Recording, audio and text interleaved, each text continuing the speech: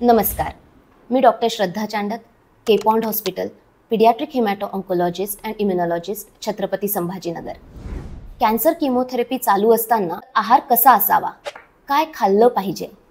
तर सगळ्यात आधी महत्त्वाचं म्हणजे आपला आहार जो आहे तो ताजा, सात्विक आणि घरी बनवलेला असला पाहिजे.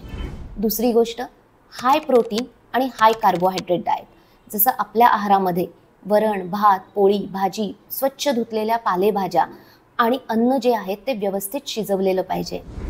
खास करून आय विल ॲडवाइस की नॉनव्हेज, चिकन, मटन ह्या गोष्टी अवॉइड केल्या पाहिजे जोपर्यंत किमोथेरपी चालू आहे तोपर्यंत. त्याच्याऐवजी egg white, lentils, lean meat हे जास्त देऊ शकतात. The most important is the hydration. During chemotherapy भरपूर पाणी प्यायला पाहिजे.